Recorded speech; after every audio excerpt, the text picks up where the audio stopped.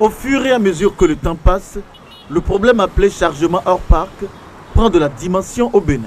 Surtout à Cotonou et sur les routes inter-États, Cotonou-Porto Novo, Cotonou-Boycon, cette pratique qui consiste pour les conducteurs de taxi à s'immobiliser brusquement le long des routes pour embarquer des clients est de plus en plus courante. Nombre de voyageurs ont même déjà pris le pli de s'arrêter au bord de la voie. Nous sommes ici devant le stade général Mathieu Kérékou. Pourquoi vous aimez prendre le taxi au bord de la voie? Mais c'est parce que c'est plus rapide. Quand vous demandez d'aller par exemple au niveau des gares, je ne sais même pas là où je peux trouver ça. Alors que je suis juste venue à côté. Et j'ai la possibilité de traverser et de prendre en même temps. Je ne sais pas pourquoi j'irai juste là-bas pour aller prendre. Juste là-bas, là, c'est où? Vous m'aviez parlé de gare, non? Mais c'est où? Je ne sais pas. Normalement, on devrait aller à la gare chargée pour être en sécurité. Parce que les colis se perdent. Et il y a aussi d'autres choses. Bon, avec toutes ces choses-là, pour être en sécurité, c'est que le véhicule que tu vas prendre pour aller est déjà consigné de telle manière que quand tu auras un problème, tu peux te retourner là pour qu'on te trouve des solutions. Mais de l'autre côté également, il faudrait qu'il y ait beaucoup de gares. Sinon, il n'y a pas de gares à proximité. Toujours, on va toutefois lutter contre les chargements opaques, mais il n'y aura pas de solution.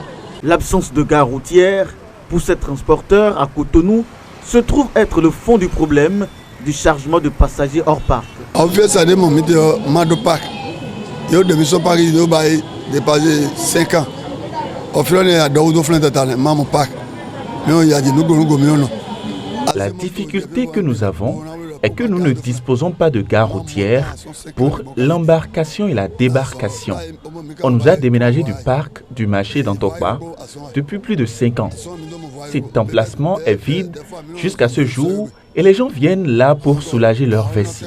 Quand nous nous débrouillons pour trouver des clients, il nous est ensuite difficile de les descendre sur la route. Les policiers viennent nous interpeller. Nous avons essayé de nous organiser pour que nous puissions, par un système de rotation, venir chercher frauduleusement quelques clients ici. Nous garons les voitures très loin d'ici et c'est quand le tour vient que nous les amenons. Avant, on faisait 3 tours, mais aujourd'hui, on fait un tour et très difficilement.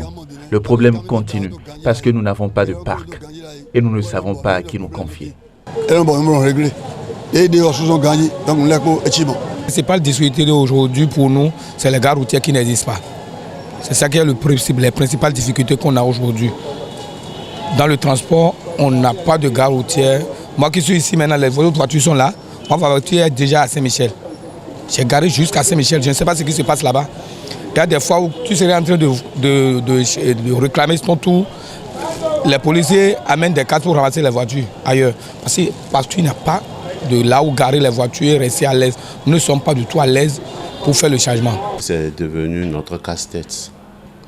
Mais je m'en vais vous dire que tout ça, c'est la faute de la mairie. Parce que la mairie ne voudrait pas reconnaître les syndicats que nous sommes. Ce serait difficile pour eux de contrôler les chauffeurs comme nous le faisons. Donc, on ne peut que supporter ça. Du problème d'insécurité qu'occasionnent les chargements de passagers hors parc, en passant par le facteur social qu'implique l'absence des gares routières depuis plusieurs années, il urge qu'un moyen soit injecté et qu'une discipline soit administrée à ce secteur du transport, notamment dans la ville de Cotonou.